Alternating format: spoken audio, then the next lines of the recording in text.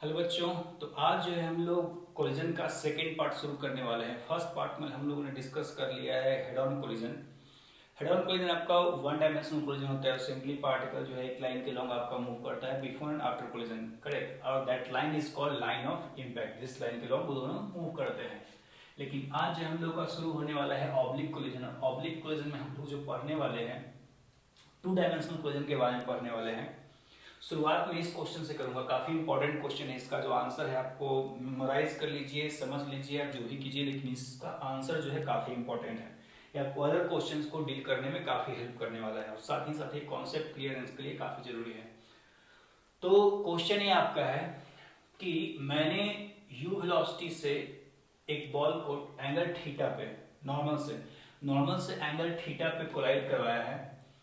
तो आपको बताना है कि कोफिशिएंट ऑफ रेस्टिट्यूशन जो है ई है। Then find speed and angle after collision. Speed करने का मतलब आप जानते हैं, एंगल आफ्टर कोलिजन करने का मतलब अगर मैं थीटा एंगल पे इसको स्ट्राइक करवा रहा हूँ तो रिफ्लेक्शन के बाद वो कितने एंगल पे जाएगा।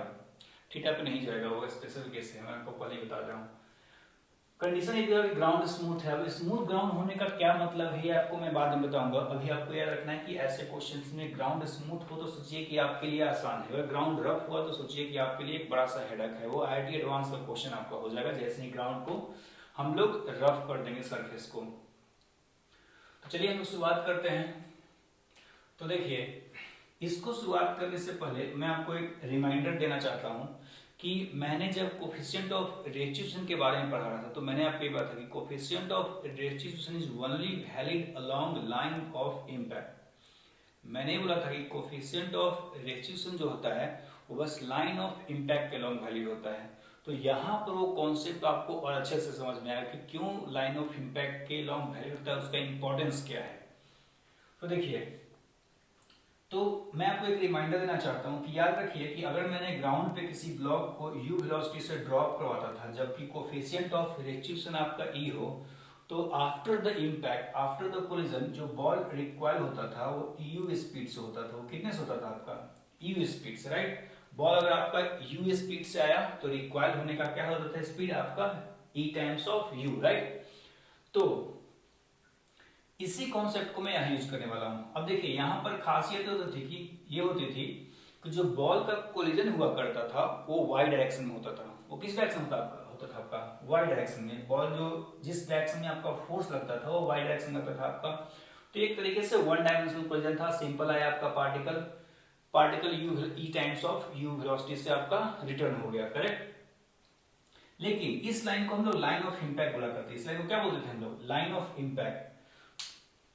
तो कोफिशिएंट ऑफ रेस्टिट्यूशन जो था लाइन ऑफ इम्पैक्ट के अलोंग ही वैलिड है। तो यहां पर वही कॉन्सेप्ट को मेरे को यूज करना है, करेक्ट। यहां पर उसी कॉन्सेप्ट को मेरे को यूज करना है। तो मैं क्या बोलूंगा कि अब इस कोलिजन को मैं दो पार्ट में ब्रेक करूंगा। जो पूरा मोशन है उसको मैं दो पार्ट में ब्रेक करूंगा। एक मोशन जो पार्टिकल का है वो एक्स डायरेक्शन में हो रहा है, साथ ही साथ वो वाई डायरेक्शन में भी हो रहा है। वेलोसिटीज की बात करें तो जो कंपोनेंट्स आपके आ जाएंगे, अगर ये थीटा है एंगल तो ये भी आपका थीटा होगा और इस वेलोसिटी को आप बोलेंगे u cos थीटा। इस वेलोसिटी क्या बोलेंगे आप? u cos theta, correct. और इस वेलोसिटी को आप ऑब्वियसली बोल सकते हैं u sin थीटा। जो एक्स डायरेक्शन का वेलोसिटी आपको हो जाएगा क्या हो जाएगा आपका? u sin theta, correct. अब देखिए, तो जैसा कि मैंने यहाँ आपको बताया कि कोफिशिएंट ऑफ रेस्टिट्यूशन जो है वाई डायरेक्शन में आपका line of impact along valid है। तो यहाँ भी आप देखिए कि जब ये पार्टिकल कोलिजन करेगा, जब ये पार्टिकल आपका कोलिजन करेगा तो कोलिजन करते टाइम जो फोर्स है वो वाई डायरेक्शन में लगने वाला है। जो फोर्स है किस डायरेक्शन में लगने वाला है? वाई डायरेक्शन में। जैसे ही इम्पैक्ट मारेगा ये जो ग्राउंड है इसको वाई डायरेक्शन में पुश करेगा। एक और तरीका है आपका लाइन ऑफ इम्पैक्ट पता करने का। मैंने आपको बताया था कि आप जिस पॉइंट पे कांटेक्ट हो रहा है उस पॉइंट पे कॉमन टेंजेंट ड्रॉ करें। तो कॉमन टेंजेंट आपका हॉरिजॉन्टल लाइन हो गया और उस कॉमन टेंजेंट के परपेंडिकुलर में आपका लाइन ऑफ इम्पैक्ट होता है।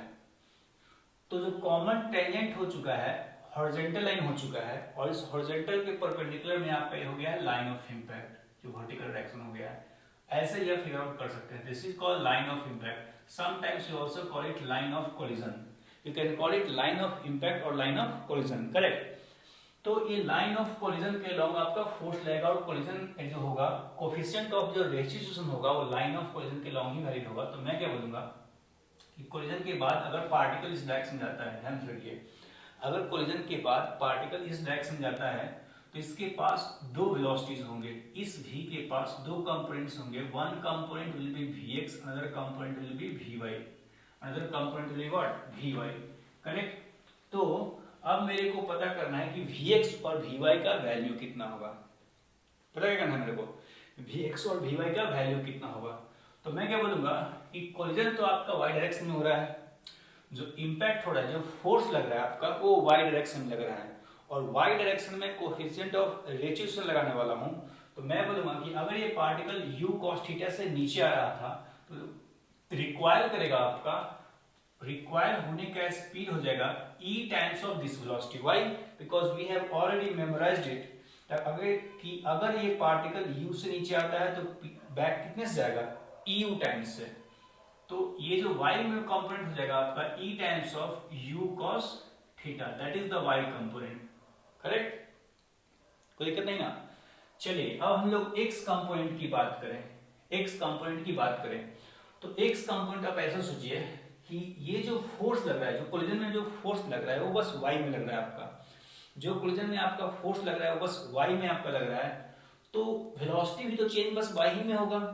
अगर आपका फोर्स लग रहा है y में तो वेलोसिटी किस डायरेक्शन में, आप मोमेंटम किस डायरेक्शन में चेंज होने वाला है, y डायरेक्शन में चेंज होने वाला है।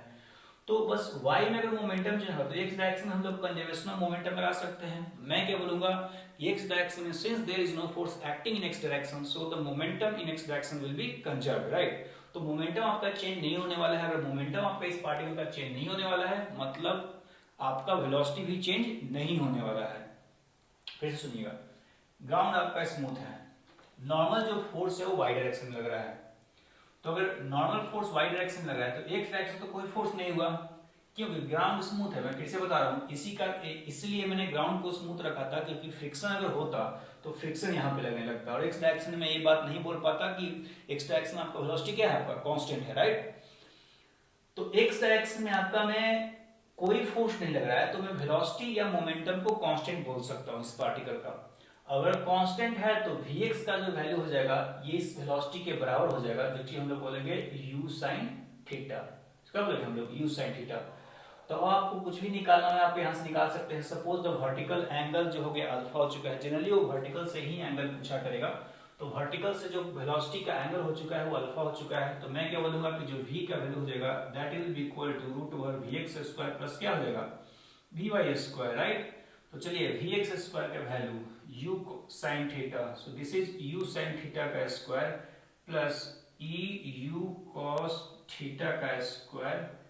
सो ये हो जाएगा आपका, तो v का जो वैल्यू हो जाएगा आप u को कॉमन ले लीजिए, आपका आ जाएगा answer sin square theta plus e square e square cos square theta, e square cos square theta. इसको आप मेमोराइज कर लीजिए, नहीं तो समझना ही बिल्कुल आसान है।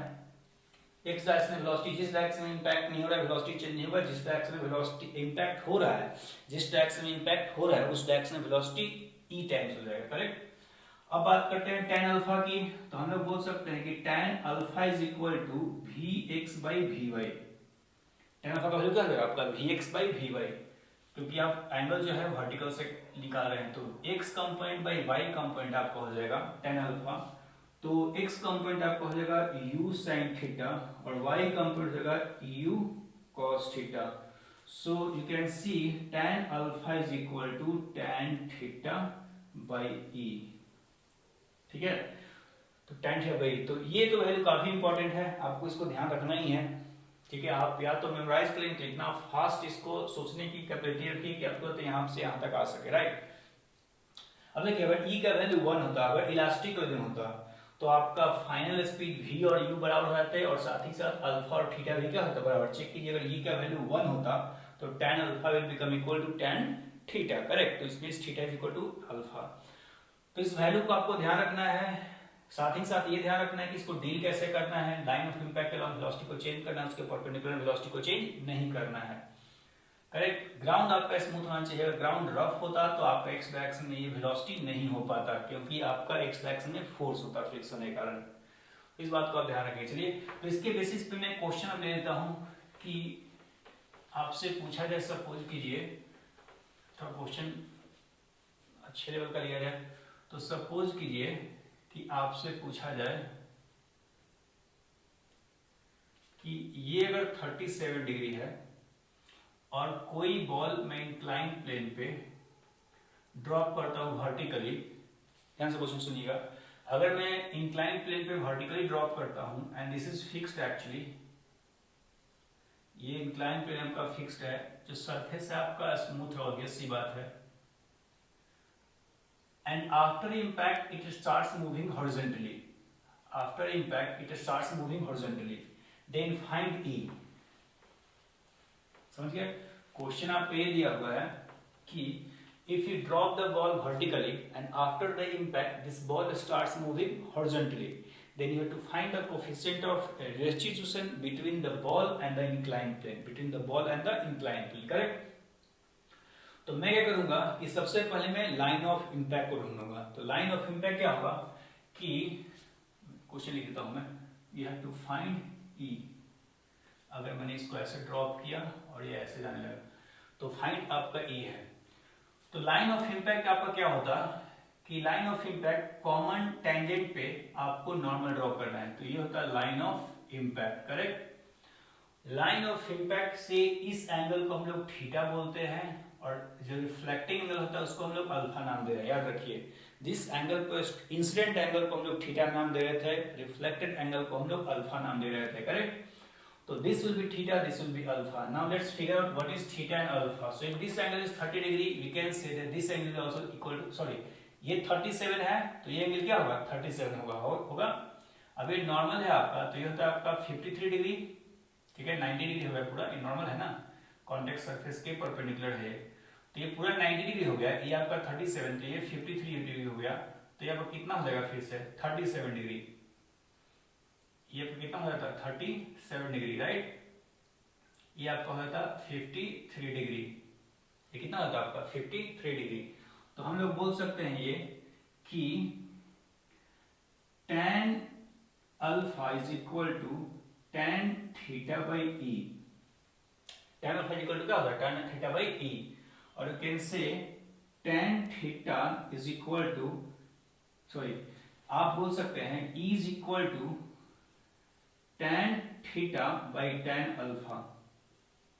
आप इज इक्वल टू बोल सकते हैं tan थीटा बाई क्या बोल सकते हैं tan अल्फा, करेक्ट। अब देखिए थीटा जो है 37 डिग्री है, अल्फा जो है 53 डिग्री है, तो tan 37 by tan 53 degree, correct. 37 आपको वैल्यू इसको मेमोराइज किए रखना है, तो आप यहाँ लिखता हूँ। तो यहाँ आपका E का जो वैल्यू है tan 37 होता है 3/4 एंड 53 4/3, सो यू हैव 9/16, 9 क्या होता है आपका 16, तो ये आपका हो जाएगा कोफिशिएंट ऑफ रिफ्लेक्शन। तो इसलिए मैंने आपको बोला था कि इस फॉर्मूले को आपको याद रखना है, आप समझिए या तो इसको मेमोराइज कर लीजिए, कम से कम इसको तो आपको मेमोराइज करना ही करना है, ये काफी ज्यादा इंपॉर्टेंट वैल्यू है क्वेश्चंस को डील करने के लिए, राइट। और बाकी अगर क्वेश्चन वेलोसिटी का पूछे तो आप एक्स और वाई डायरेक्शन में आप रिजॉल्व कर दिया कीजिए। सिंपली एक्स डायरेक्शन आपका वेलोसिटी, अलोंग द टेंजेंट आपका वेलोसिटी, हॉरिजॉन्टल डायरेक्शन आपका वेलोसिटी चेंज नहीं होगा और वर्टिकल डायरेक्शन आपका वेलोसिटी चेंज हो जाएगा, राइट, ई टाइम्स हो जाएगा। तो आज के लिए इतना ही। हम लोग नेक्स्ट वीडियो में फिर से आऊंगा कुछ अच्छे क्वेश्चंस को लेकर on the basis of oblique collision. तब तक के लिए thank you and bye bye.